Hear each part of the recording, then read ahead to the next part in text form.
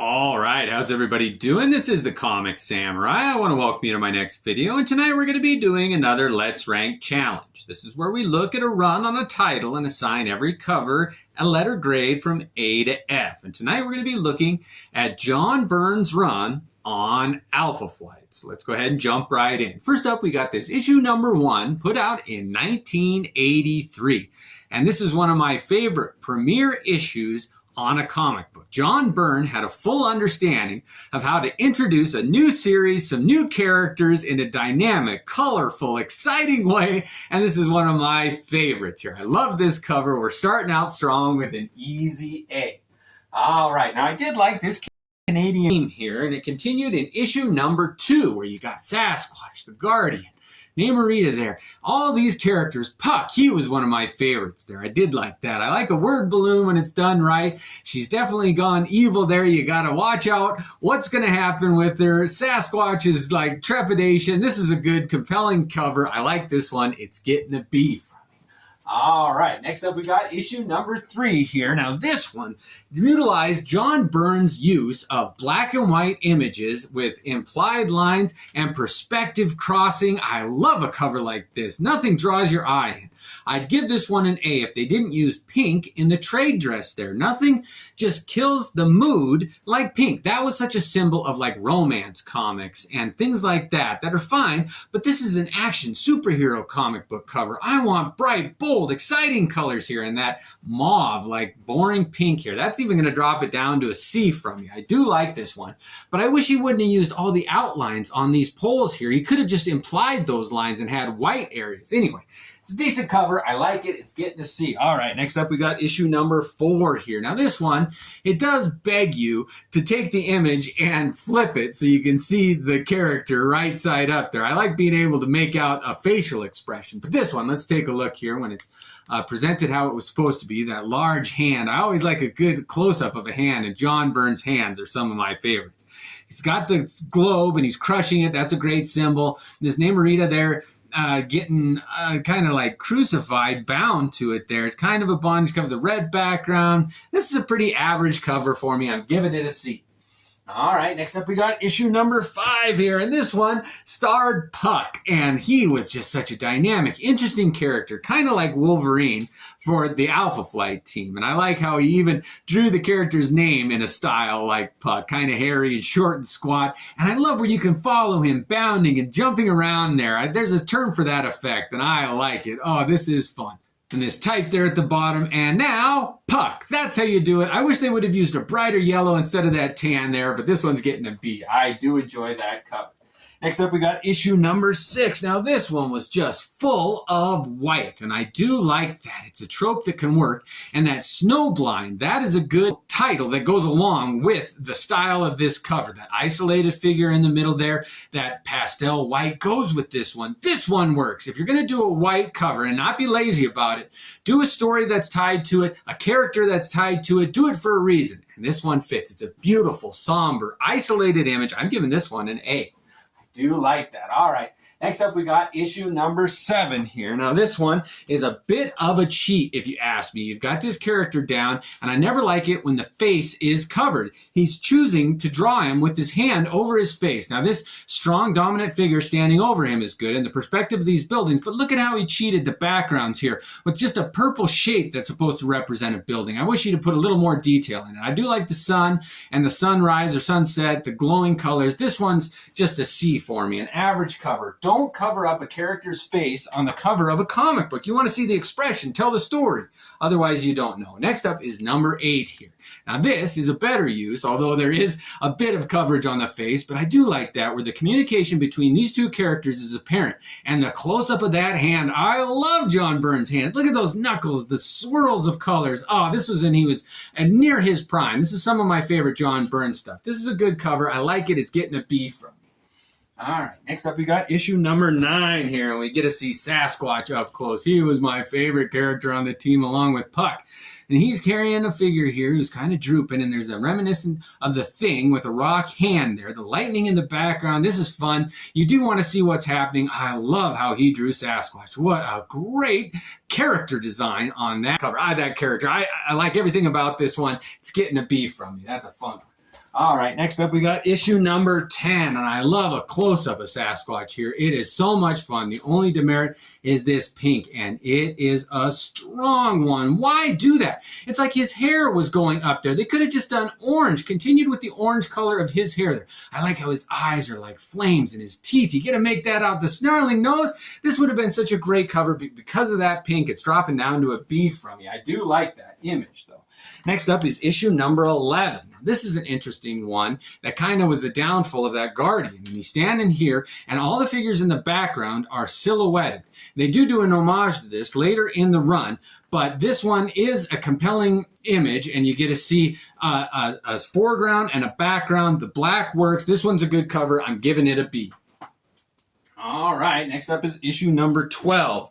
And everybody knows what I'm going to say on this one, that pink. However, this is a brighter pink, and it is a little more compelling, although this is the death of Guardian in this comic. He does die in this one. And if you're going to do a death, I don't know that a bright pink. This is one where a more somber, softer pink would have been appropriate. Yeah, if you're going to do the death of a character, I get it where you put them all in the scopes, like any one of them could die, but it didn't work for me very well. I'm giving this one a D. I did not care for that pink. All right, next up is issue number 13. And this is always in my top covers of all time.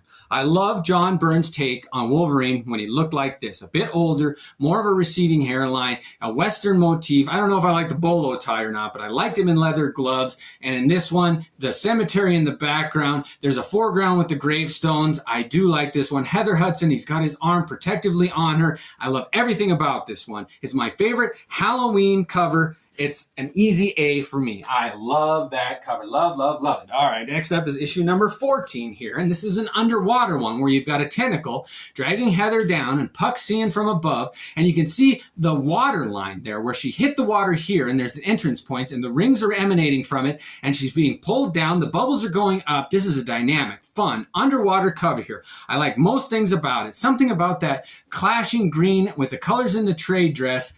Didn't really work, but I love this underwater motif. I'm giving it a B. That's a fun one. All right, boy, look at how many top-heavy covers we've got here. Next up is issue number 15, and we've got Submariner versus Marina. They're fighting here, and she's kind of been monsterized.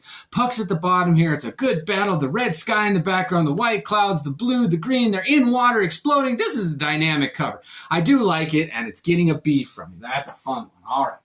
Moving on to issue number 16 is next. And this one was such a great, impactful comic for me because it's got a pretty uninteresting cover. But this was my first hidden gem comic that I ever found. It's got a cameo appearance of Wolverine in it. And this was in early days when Wolverine didn't make cameos like he does now where he's in every other comic book. But it was a hard one for me to find and to know that he was even in it. I had to do some research. So this was my first hidden gem. I love this cover. There's a lot of nostalgia in it for me, but it's not a very dynamic cover. You don't really know who this bad guy is, and Puck's bursting out of something. Namor's kind of being ineffective in the background there. Green, purple, it's got great colors.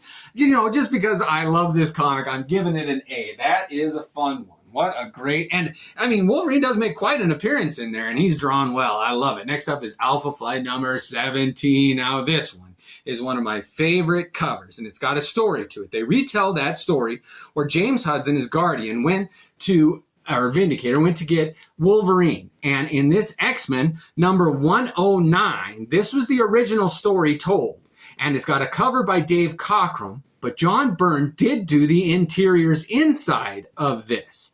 And so when John Byrne told that story from Alpha Flight's perspective, he was able to do the cover. He got to do his cover shot here, and it is a toss-up. They are both so well done. I mean, just mirror images of each other told from a bit of a different perspective there. Oh, but I got to say the brighter greens and orange and yellows there were better for me. That kind of pale green in the back doesn't work as well. But just as far as Alpha Flight, John Byrne covers go, this is an easy A. I love that one. All right, next up we got issue number 18, and this is one of those panel covers where they broke it up. And you've got a kind of a story told here, another story told here, another one there, but none of them are very interesting. I mean, this is kind of a threatening silhouette, and I do like it when they do the eyes there, and there's a reflection here and maybe a romance there, but for some reason it didn't really work for me. This one's getting a C. Next up, we got issue number 19 here. We've got the new introduction of the Talisman character. I think it's Shaman's daughter or something.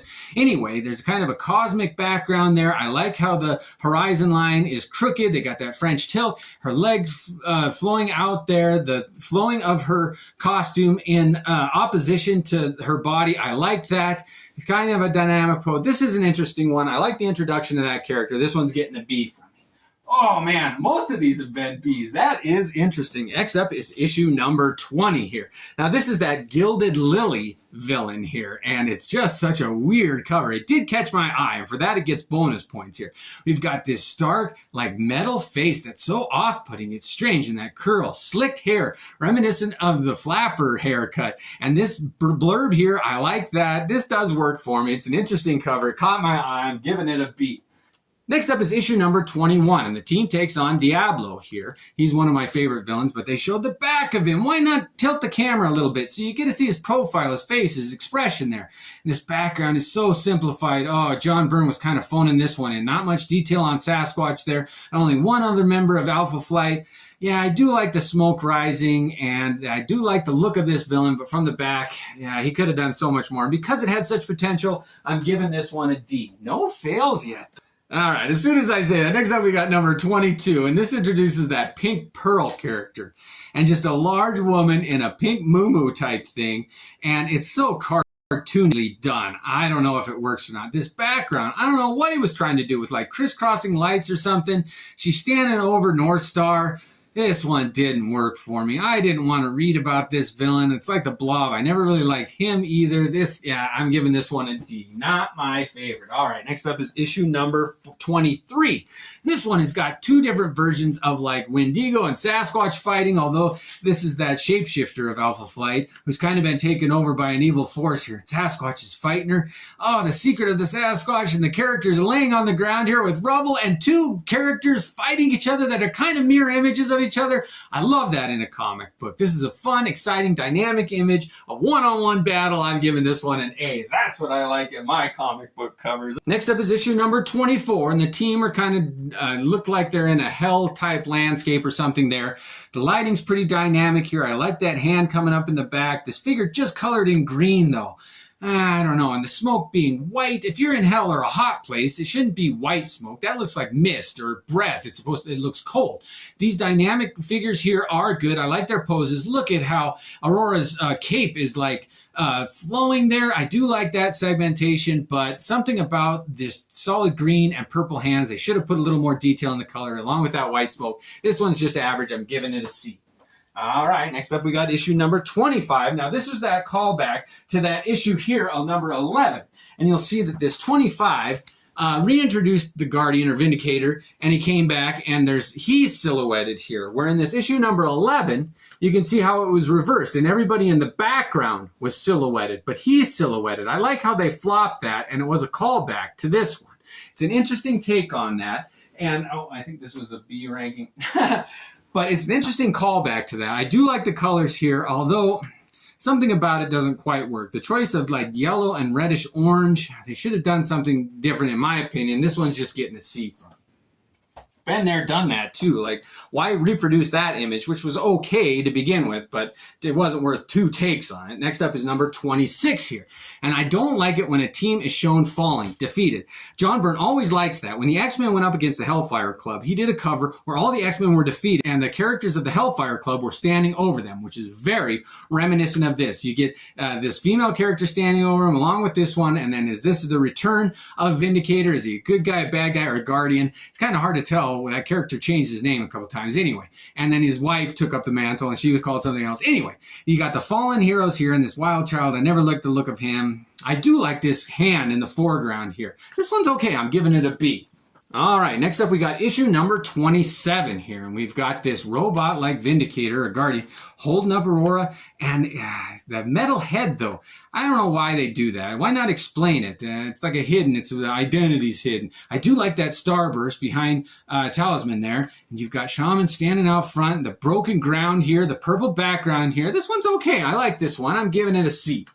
All right, last one that John Byrne did was this issue number 28, and it was a crossover with Secret Wars 2, which I was not a fan of. I did not like Secret Wars 2. The first one was so good that when they tried to do a sequel, it just felt like a money grab to me. And when they started showing the Beyonder, I didn't care for his look most of the time. He kind of had an afro or a mullet. This one's a little better. I did like John Byrne's take on the Beyonder better than John Romita Jr.'s or Al Milgram's take, especially. But I liked how he drew the costume of the Beyonder a little better. He's got some wristbands on. Puck is confronting him. There's a silhouette of the Hulk in the background that's okay. But if you got the Hulk, show the Hulk like he's an A-list star as compared to this Beyonder.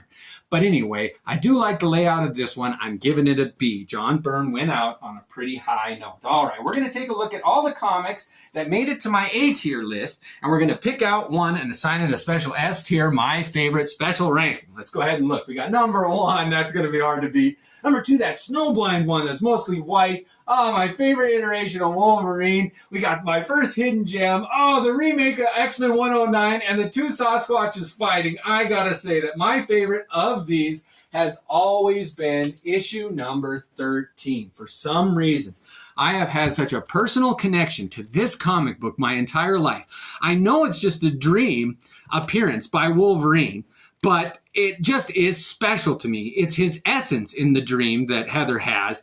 But that iteration of Wolverine, the cowboy boots, the jeans, that jacket, the leather gloves, that shirt, him drawn a little bit older and so protective. Oh, there's history in it. It was like a window into their past experience. You didn't know Wolverine's origin at this time either. It had so many things going for it with the cemetery, the gravestones, the coloring, the atmosphere. I love this cover. Oh, what a great comic book this is.